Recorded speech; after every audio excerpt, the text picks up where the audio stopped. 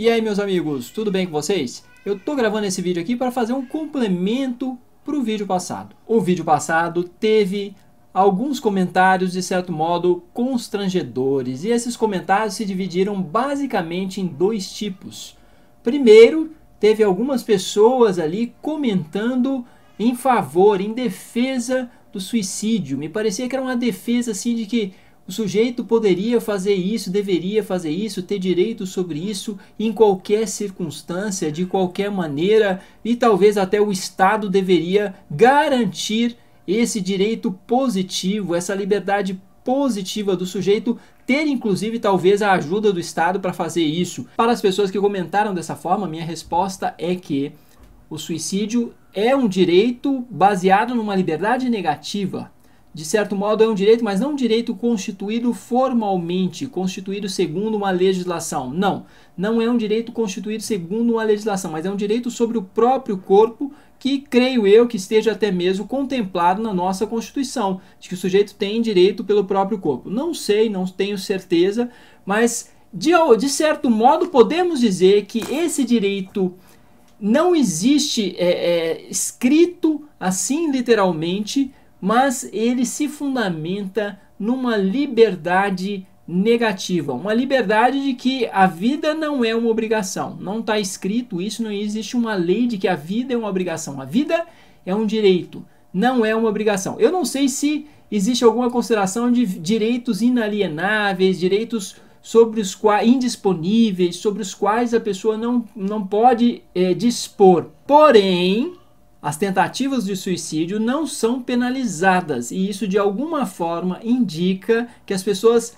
têm a liberdade para cometê-las. Isso de alguma forma indica de que existe uma liberdade negativa em relação à vida, de que a vida não é uma obrigação. As pessoas não são simplesmente pela Constituição das leis, pelo ordenamento jurídico que temos, as pessoas não são simplesmente obrigadas a viver. Então não há, juridicamente falando, em nosso contexto, uma obrigação em continuar vivendo. Em um determinado momento do vídeo passado, eu falei que viver é, de certo modo, um dever, e que, de certo modo, devemos tentar continuar vivendo e tentar viver bem. Esse dever está atrelado a quem fica. Na minha concepção, é uma questão ética. Existe um dever aí, pois se o sofrimento é remediável e a morte da pessoa por suicídio vai causar muitos danos a quem fica, logo passa a ser um dever.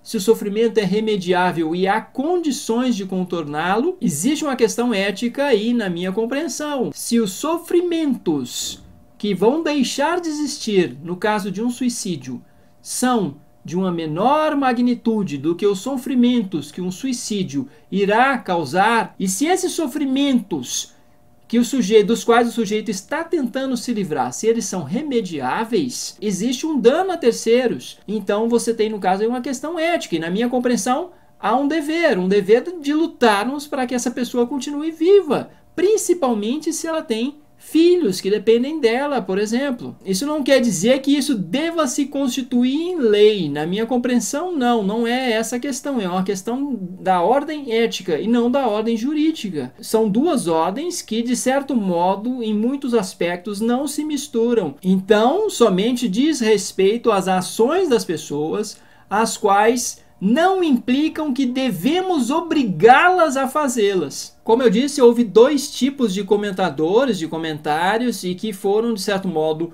constrangedores. A segunda parte, o segundo tipo, se referia a algumas pessoas que estavam falando de sua situação de sofrimento insuportável, e de que elas não sabiam até quando iriam aguentar. E para as pessoas que fizeram esse tipo de comentário, infelizmente eu vou dizer que eu não tenho condições de prover uma ajuda significativa em termos genéricos. Já fiz alguns vídeos que versam sobre bem-estar psicológico, que versam sobre felicidade, sobre boas interações e saudáveis interações humanas.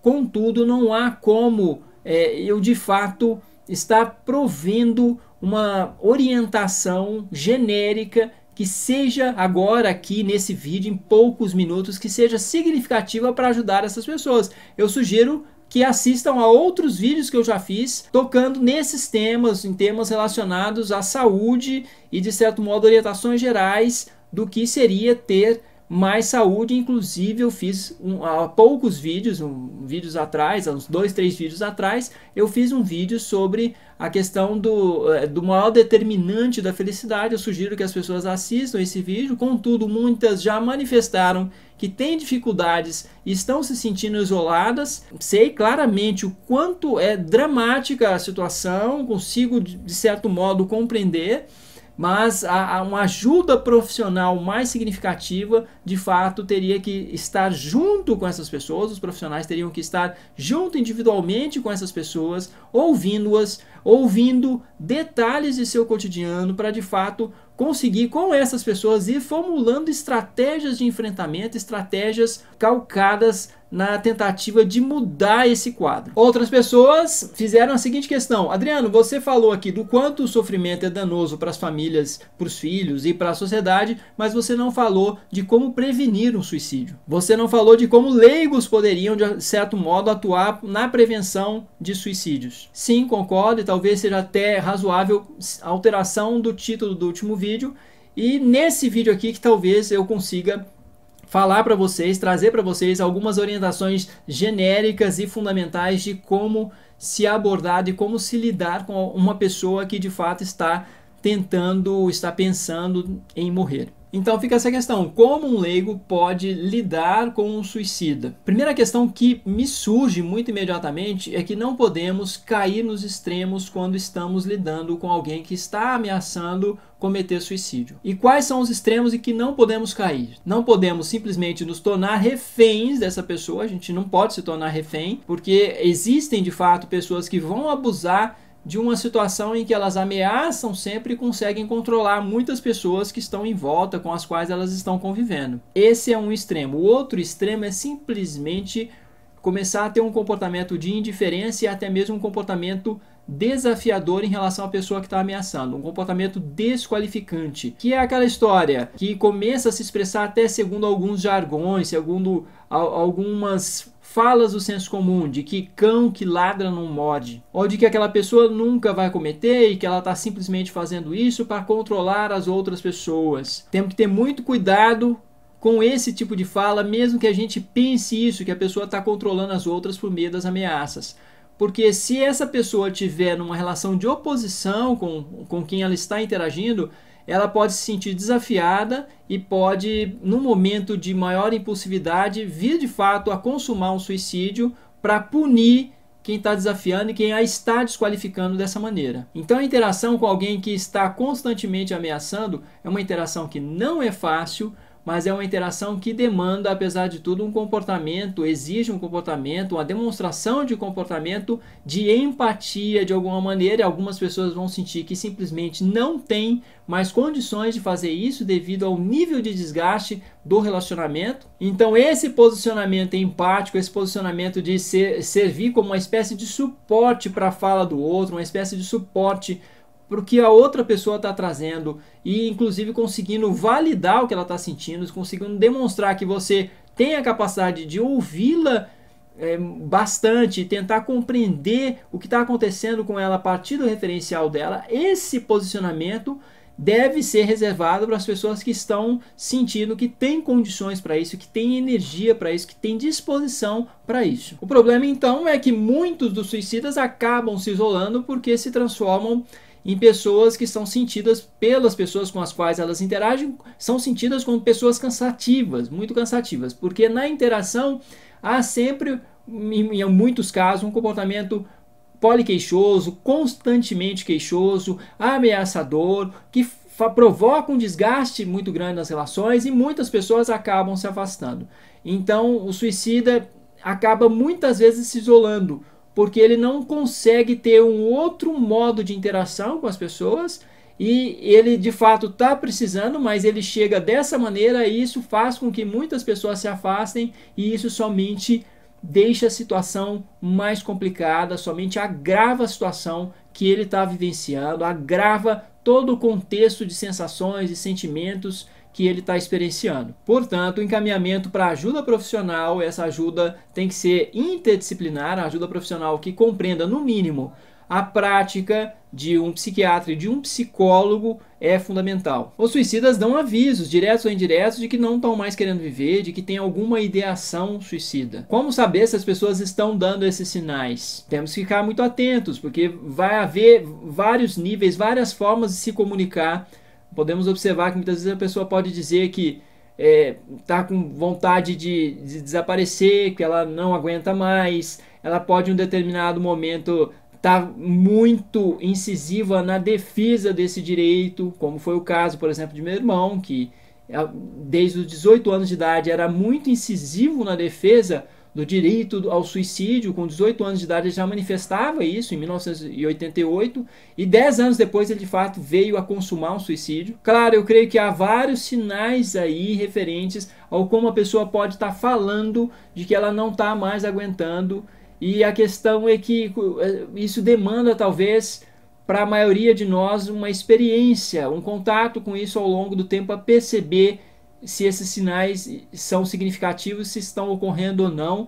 Eu, inclusive, tenho meu aprendizado pessoal a partir do suicídio do meu irmão e de ter observado na clínica vários casos de comportamento suicida. Então, aqui nesse vídeo, com poucos minutos, eu não sei como é que eu poderia destrinchar para vocês os vários sinais que compõem esse comportamento de aviso direto ou indireto. Talvez eu possa ainda falar disso em um futuro vídeo. E também existem níveis de ideação suicida. Não é porque uma pessoa está dizendo que ela não quer, que está com vontade de desaparecer, que ela tem uma ideação consistente, uma ideação suicida consistente. Há uma diferença entre querer desaparecer e querer morrer, entre querer morrer e querer se matar, entre querer se matar e estar planejando se matar e como estar planejando. Então existem vários níveis que colocam algumas pessoas em maior risco que as outras. Isso até me lembra uma frase de Mário Quintana, que era mais ou menos assim: quem nunca pensou em morrer não sabe o que é viver. E a maioria das pessoas já pensou em desaparecer, já teve vontade de não querer mais viver, mas isso aí está muito distante de alguém que de fato tem um planejamento claro e com meios efetivos para deixar de viver. Se você suspeita que um ente querido seu tem comportamento suicida, é muito importante demonstrar que está junto, que é companheiro, estar junto a maior parte do tempo. E esse estar junto significa estar de alguma forma provendo uma boa companhia, uma companhia que de algum modo suporta a dificuldade que o outro está trazendo. Não é aquela companhia que fica o tempo todo puxando a orelha, não é aquela companhia que de alguma forma fica o tempo todo desqualificando o que o outro traz. É de fato prover na relação, prover para o outro o amor de uma forma significativa, eu diria. E é importante que outras pessoas passem a colaborar nesse companheirismo com a pessoa, que isso não fique a cargo de uma pessoa só, que toda a família, de certo modo, esteja sabendo ou fique avisada de que há um risco daquela pessoa cometer suicídio e de que outros também estejam em companhia dela, de que todos estejam atentos, de que todos saibam onde ela está, assim, não tentando fazer com que ela se sinta muito vigiada ou coagida, mas é importante onde ela está, o que ela está fazendo, como é que ela está se sentindo. É importante ter contato cotidiano, diário. Como é que você está? Tá tudo bem?